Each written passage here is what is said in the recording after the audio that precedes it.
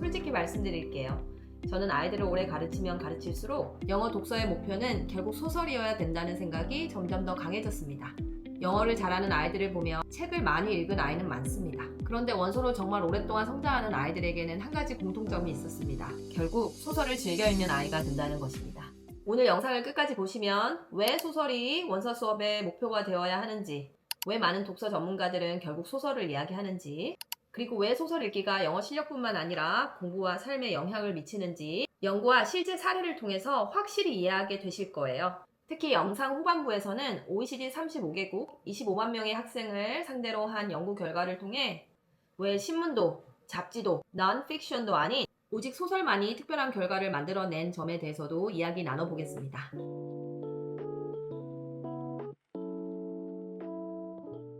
안녕하세요. 좋은 책으로 좋은 수업을 만듭니다. 같은 책 다른 수업 디어타임입니다. 지난 영상에서는 소설과 챕터북의 차이에 대해서 말씀드렸는데요. 결국 소설과 챕터북의 근본적인 차이는 어떤 난이도에 있는 것이 아니라 독자에게 얼마나 깊은 읽기 수준을 요구하는지에 달려있다고 말씀을 드렸는데요. 혹시 보지 못한 분들은 앞에 영상을 보고 와주시면 더 이번 영상에 깊은 이해가 되실 것 같습니다. 그렇다면 오늘은 우리가 왜 소설까지 읽어야 되는지 그 이유를 함께 나눠보려고 합니다. 왜 우리는 굳이 소설까지 읽어야 될까요? 챕터북만 잘 읽어도 영어 실력은 충분히 좋아질 것 같은데 왜 많은 독서 전문가들은 소설이 우리가 닿아야 하는 종착역이라고 꼭 말을 하는 걸까요? 저는 그 이유를 두 가지로 말씀드리겠습니다. 첫 번째는 공부입니다. 두 번째는 우리의 삶입니다. 자, 먼저 공부 이야기부터 해볼까요? 아무래도 우리 학부모님들이 가장 관심이 높으신 영역이니까요. 요즘 제가 즐겨보는 유튜브 채널 중에 스튜디오 S라는 채널이 있는데요.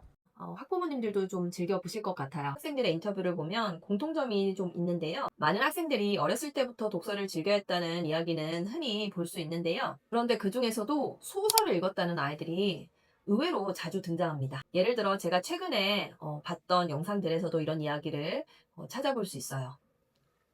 물론 이것이 소설만 읽기만 하면 서울대를 갈 수 있다는 이야기는 아니겠죠. 하지만 소설을 읽고 책 읽기를 즐겼던 것이 결국 긴 글을 읽을 수 있는 힘이 쌓이고 생각을 정리하고 또 나아가 추론 능력이라는 아주 고차원적인 중요한 사고의 영역까지 성장할 수 있다는 발판이 되었다는 것입니다. 결국 이런 소설 읽기가 공부에도 큰 자산이 되었다는 이야기가 반복적으로 등장합니다. 연구 결과도 소설 읽기가 공부에 얼마나 긍정적인 영향을 미치는지 밝혀진 사례가 있어서 제가 가지고 왔어요. 교육 연구자인 존 제림과 제마 모스는 2009년 피사 자료를 토대로 한 2019년 연구에서 이른바 소설 효과를 이야기했습니다.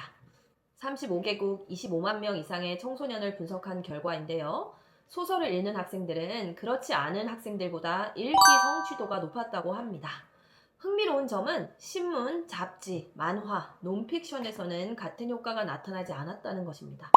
소설을 매일 읽었던 아이들은 전혀 읽지 않았던 학생들보다 읽기 점수가 약 26점 정도 높았는데요. 이는 OECD 기준으로 약 10개월 분량의 학습에 해당되는 양이라고 합니다. 또 나오미 베런은 다시 어떻게 읽을 것인가에서 소설 읽기가 추론하기라는 높은 수준의 이해 능력을 길러주는 대표적인 읽기 경험이라고 설명합니다. 자, 여기서 중요한 단어는 추론입니다. 소설은 독자에게 모든 것을 말해주지 않잖아요. 독자가 스스로 생각해내야 됩니다. 등장인물들은 왜 이런 선택을 했을까? 어떤 다양한 인물들이 던지는 메시지를 독자가 능동적으로 통합해서 어떤 하나의 메시지로 만들어내야 되는데요. 바로 이런 사고 과정이 우리가 독해력을 결정짓는 추론이라고 하는 능력에 발판이 되는 어떤 시간들이 쌓이게 되는 거죠. 그리고 소설이 주는 공부와 연결된 세 번째 효과는 학습 지식의 효율적 습득입니다. 예를 들어 소설이 어떤 특정한 배경이나 문화를 바탕으로 쓰여졌을 때는 우리가 의도치 않아도 이런 소설을 읽다 보면 그런 문화나 역사에 대한 지식이 효율적으로 습득되는 어떤 경험들이 있으실 텐데요. 저 역시 비슷한 경험이 있어요. 제가 학창시절 때는 역사 과목을 그렇게 좋아하진 않았었거든요. 아마 역사를 단순히 암기 과목으로 생각을 했던 것 같아요. 어떤 시험에서 주어진 범위를 세부적으로 외워야만 잘 칠 수 있는 어떤 암기의 영역이라고 생각했으니까 제가 흥미가 그렇게 붙기는 어려웠던 것 같은데요. 우리가 크면서 역사를 하나의 이야기로 보는 흐름이 생겨나면서 저 또한 역사책을 읽기 시작했어요. 특히 청소년 문학에도 세계 1차, 2차 대전을 배경으로 한다든지 어떤 미국의 남북전쟁 혹은 대공황, 베트남 전쟁 혹은 한국 전쟁까지 다양하게 어우르는 어떤 그런 소설들을 읽게 되는데요. 제가 이렇게 수업 준비를 하면서 소설을 읽다 보니까 그런 어떤 역사적 지식들이 제 머릿속에 많이 자리 잡혔다라는 생각이 들어요. 이거를 곰곰이 생각해보면 제가 그런 역사적 지식을 달달 외운 게 아닌데도 어떤 그 소설에서 제가 함께 빠져들어서 그 시대를 경험하다 보니까 그 시대적 배경들이 생생하게 제 머릿속에 기억이 나는 거죠. 물론 역사를 다루는 영상이나 영화 같은 곳에서도 비슷한 효과를 낼 수는 있겠지만 만들어진 영상은 우리가 다소 수동적인 태도로 주어진 어떤 이미지들을 소비하는 형태로밖에 역사적인 상황을 경험하지 못하는 반면 소설이라는 장르는 처음부터 끝까지 제가 머릿속에 모든 것을 그려나가야 되기 때문에 좀 더 능동적인 자세로 생생하게 더 그런 역사적인 현장을 경험하는 효과를 가지게 되는 거죠. 그러니까 머릿속에 더 오래 자리 잡게 되는 겁니다. 자, 마지막으로 소설이 주는 공부와 관련된 효과는 긴 글을 읽을 수 있는 집중력이 생길 수 있다는 겁니다. 결국 이 능력은 수능이라는 우리가 한 번은 거쳐야 되는 그런 관문에서도 큰 역할을 하게 되는데요. 혹시 여러분 TLDR 이라는 용어를 아시나요? Too long, didn't read 를 아이들이 줄여서 부르는 말이라고 하는데요. 요즘 아이들은 짧은 영상이나 또 짧은 글에만 익숙하다 보니까 조금만 글이 길어 보여도 읽기도 전에 너무 길어 안 읽을래 라는 모습이 관찰되잖아요. 하지만 소설은 긴 이야기에 긴 호흡의 글을 따라가는 경험을 독자에게 요구합니다. 앞에서 읽은 내용들을 계속 기억해내야 되고 어떤 복잡한 사건의 인과관계도 계속 따라가면서 복잡한 서사를 결국은 끝까지 집중해서 읽어내야 됩니다. 결국 이런 경험이 긴 글을 읽을 수 있는 힘을 길러주는 거죠. 저는 이 부분이 공부와 직접적으로 연결이 되는 아주 핵심적인 사안이라고 생각을 합니다. 결국 수능이라는 관문에서 요구를 하는 것은 짧은 시간에 우리에게 어떤 수준 높은 글을 얼마나 빠르고 정확하게 처리할 수 있는지를 물어보는 시험이기도 하거든요. 결국은 소설 읽기를 통해 연습한 긴 글을 읽고 필자의 의도를 파악하고 논리를 따라가고 추론하는 능력을 물어보는 시험인 건데요.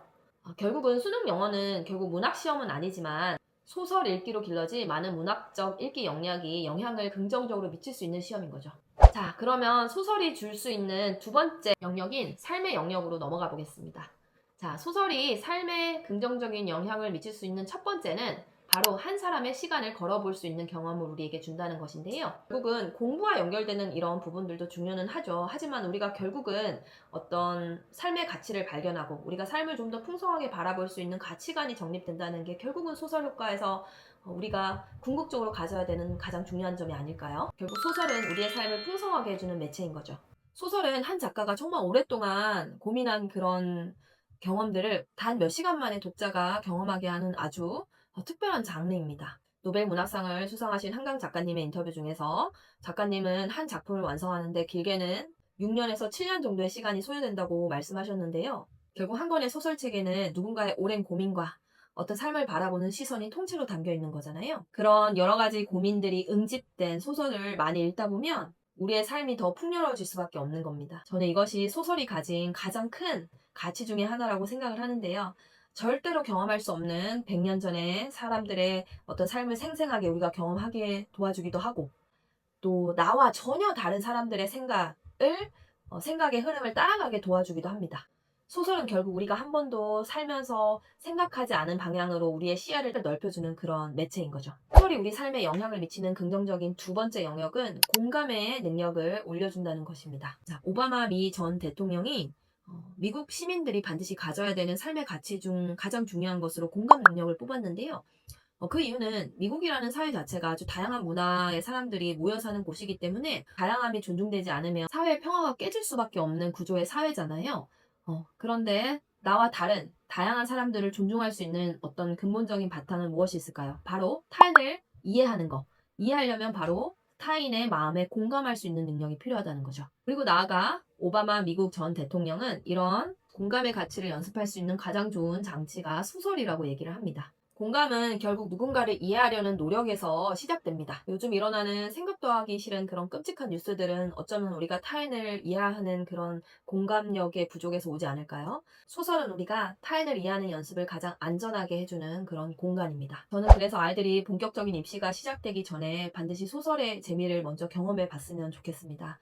그래야 입시라는 관문이 시작돼도 아이들이 뭔가 마음이 지칠 때 또 충전하고 싶을 때 소설책으로 고향처럼 돌아오는 어떤 습관이 형성될 수 있기 때문입니다. 그리고 시험이 끝난 뒤에도 결국 스스로 소설책 한 권을 펼칠 수 있는 사람. 다른 사람의 생각을 이해할 수 있는 그런 풍성한 독자로 성장할 수 있게 되기를 바랍니다. 제가 아이들과 하는 많은 수업 중에서도 가장 좋아하는 수업이 바로 소설 수업인데요. 같은 책을 읽지만 다른 생각이 모일 수 있다는 것을 우리가 경험하게 하고 이런 시간들이 쌓일 때마다 이런 생각의 깊이가 깊어질 때마다 소설이 주는 가치가 얼마나 큰지 저는 몸소 경험하게 됩니다. 자, 그런데 그러면 여기서 한 가지 질문이 생깁니다. 이렇게 학업적 역량의 성장 측면이나 우리 삶을 풍요롭게 하는 이런 소설 읽기를 아이들은 어떻게 즐기게 될 수 있을까요? 그런 힘은 언제부터 만들어질 수 있을까요? 챕터북을 많이 읽기만 하면 이런 능력이 자연스레 길러질까요? 미리 말씀드리면 결국 이런 문학적 감수성을 쌓는 것은 챕터북이 아니라 문학적 감수성에 연결이 있는 다른 장르로 시작해야 된다는 건데요. 바로 그림책입니다. 그림책, 아이들이 읽는 책 아닌가요? 라고 생각이 드시는 분들은 꼭 다음 편 영상을 통해 결국 그림책이 왜 고차원적 사고적 역량을 키워주는 소설 읽기의 바탕이 될 수 있는지를 이어서 이야기 나눠보도록 하겠습니다. 한 권의 책은 누구나 읽을 수 있습니다. 하지만 사람마다 생각하고 느끼는 바는 얼마든지 다를 수 있죠. 좋은 책은 생각을 열고 좋은 수업은 그 생각을 깊게 만듭니다. 자, 이렇게 좋은 책으로 좋은 원서 수업을 만들고 싶은데 어디서부터 시작해야 될지 또 잘 나아가고 있는지 막막하신 분들도 계실 거예요. 좋은 원서를 만들고 싶은 어떤 그런 마음이 큰 선생님들이 모일 수 있는 공간을 제가 마련하고자 합니다. 아래 고정 댓글 추가로 참고해 주세요. 그러면 저는 다음 3편에서 만나겠습니다. 감사합니다.